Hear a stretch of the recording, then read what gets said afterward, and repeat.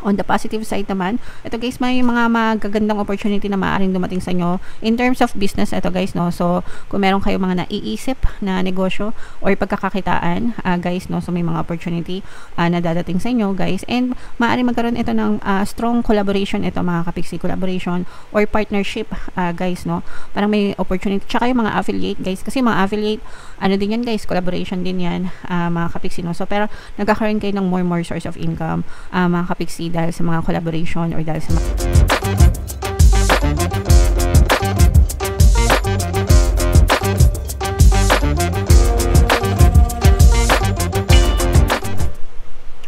Hello guys, hello Sagittarius, welcome back to Pinoy Pixie Tarot. Ang pamagat ng episode natin for tonight is New Moon Kapalaran para ngayong June to July para sa Sagittarius, Sun, Moon, Rising Sign, and Venus. So yung ating New Moon guys ngayong June ay sa June 25 mga kapiksi.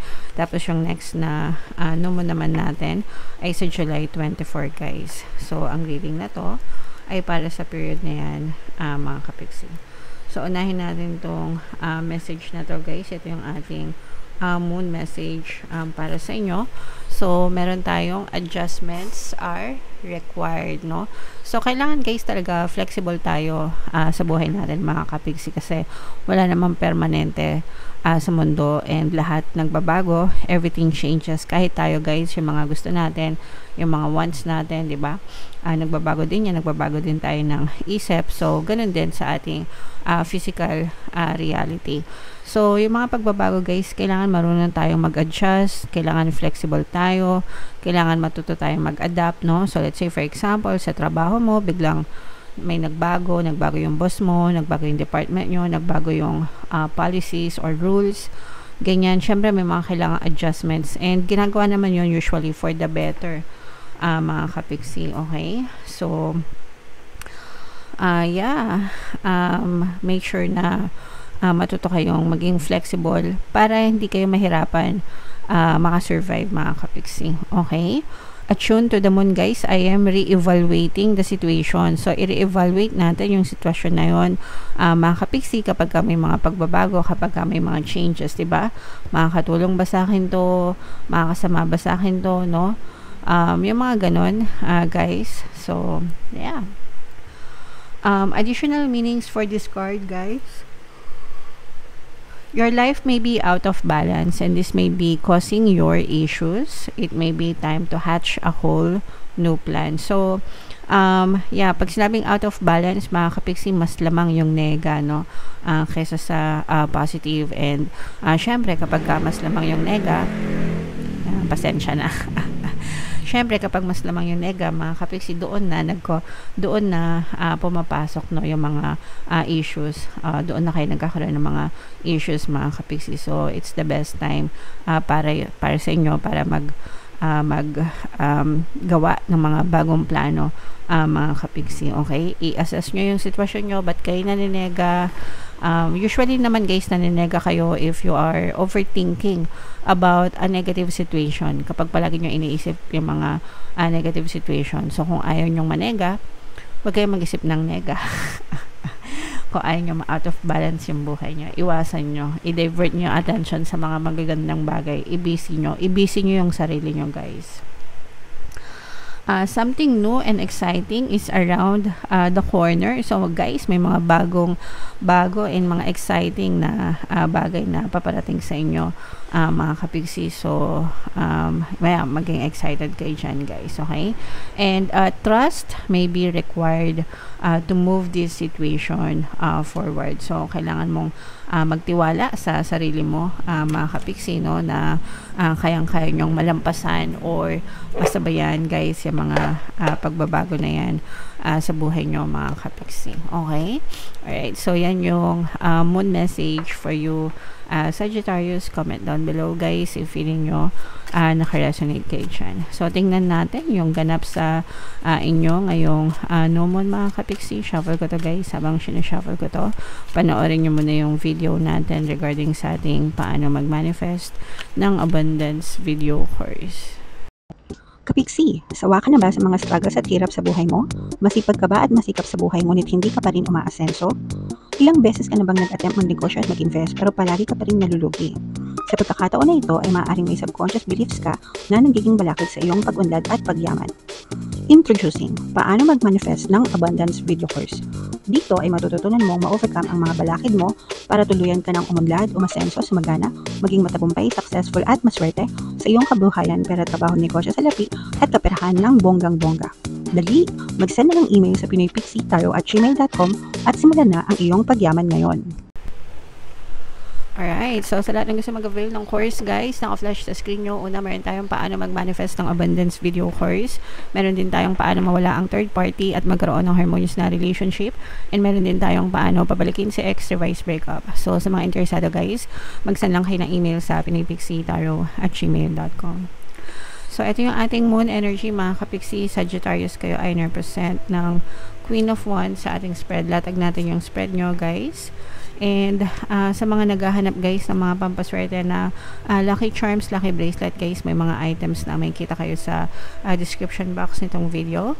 Check nyo lang yung mga items doon guys. Pwede nyo i-check out kung gusto nyo mga kapixie.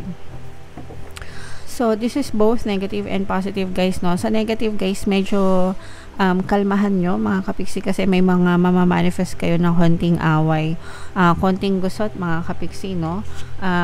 Air sign energy, Aquarius, Gemini, Libra. Yeah, so for some of you, pwedeng may air element kayo sa inyong natal chart or you may be dealing with an air sign person. Ito guys, parang medyo immature itong pag-aawayan nyo. Itong person na to, pwedeng kasama mo sa trabaho mga kapixie, or pwedeng specific person mo, or pwedeng nakabatang kapatid mo guys, sa family member na parang medyo may pagka-immature. Parang palagi kayo nagbabangayan nitong person na to mga kapixie. Mainitin yung ulo. Maaari kayong pwedeng kapitbahay din guys na may pagka-immature, and maaari kayong magpalitan ng mga maaanghang na salita guys. Pwede rin mga anak mga kapixie, no? Kung meron kayong mga anak na palasagot, ganyan, palasagot, matigas yung ulo. So yeah, pagdating sa mga anak guys, disiplina yung kailangan dyan, no? And kayo talaga yung dapat na magturo ng disiplina dyan mga kapixie. Bilang magulang, it's your responsibility to teach your children. Responsibilidad nyo na turuan yung mga anak nyo mga kapixie. Okay, so kalma guys, no? Kalmahan nyo lang. Wag tayo masyado magpatol sa mga away-away. Wala yang naidudulot na maganda sa ating buhay mga kapixie. On the positive side naman, ito guys, may mga magagandang opportunity na maaaring dumating sa inyo in terms of business. Ito guys, no? So kung meron kayo mga naiisip na negosyo or pagkakakitaan guys, no? So may mga opportunity na dadating sa inyo guys, and maaaring magkaroon ito ng strong collaboration, ito mga kapixie, collaboration or partnership guys, no? Parang may opportunity. Tsaka yung mga affiliate guys, kasi yung mga affiliate, ano din yan guys, collaboration din yan mga kapixie, no? So pero nagkakaroon kayo ng more source of income mga kapixie dahil sa mga collaboration or dahil sa mga teamwork, ganyan, no? So pwede nyo i-consider yon guys, na maaari makadagdag sa inyo sa inyong source of income. And ito'y bahagi din ng inyong good karma, kaya nagiging maganda yung status ng kaperahan nyo guys dahil din sa inyong good karma mga kapixie. So, i-main-main nyo na itong mga opportunities sa negosyo, itong mga collaboration guys, at saka itong mga good karma. I-main-main nyo na guys sa comment section. Meron din ditong presence guys ng earth signs, Capricorn, Taurus, Virgo. For some of you, maaaring may earth element kayo sa inyong natal chart, or you may be dealing with another earth sign. Ito guys, parang nakikita natin na for some of you, gusto nyo magpahinga. Parang feeling ko yung iba sa inyo medyo napapagod, tired, parang stress kayo mga kapixie. Parang merong kayong overthinking, no? Parang meron kayo isang bagay na iniisip na paulit-ulit na nagre-replay sa isip nyo, and nararamdaman ko yung exhaustion nyo, yung pagkapagod mga kapixie. So parang gusto nyo magpahinga, parang gusto nyo mag-disconnect, magpahinga, and okay lang yan guys, no? Dapat naman talaga nagpapahinga tayo.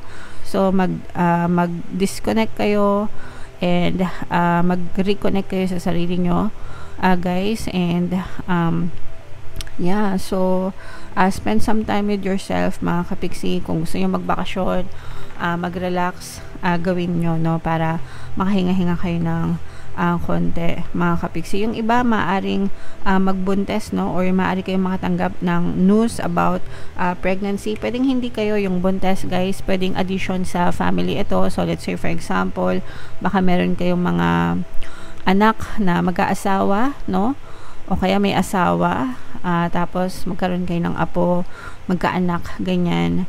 So, or addition to the family, ganyan. So, pwedeng kayo yung magkaanak or magkaapo kayo, pero it's a blessing para sa inyo, mga kapiksi. Alright? So, yeah, very straightforward yung mga messages para sa inyo, Sagittarius. Comment down below, guys. If feeling nyo naka-resonate kayo. Ito, guys, i-mind nyo itong mga opportunity na to sa kaperahan, no, sa negosyo, mga collaboration, good karma, tsaka itong mga blessings na baby, no. Ang mga baby, ang mga bata, mga anghel yan, guys. So, blessing yan sa buhay nyo, mga kapiksi. Okay? Alright. So, comment down below, guys, if feeling nyo naka-resonate kayo. For more tarot readings, guys, ito yung playlist nyo. Ito naman yung ating success stories ng paano mag-manifest ng abundance video course. Click here to subscribe, guys. Ito yung ating mga pampaswerte subliminals. Thank you for liking, sharing, and subscribing. See you next time. I love you all, mga kapiksi. Have a nice day. Bye-bye.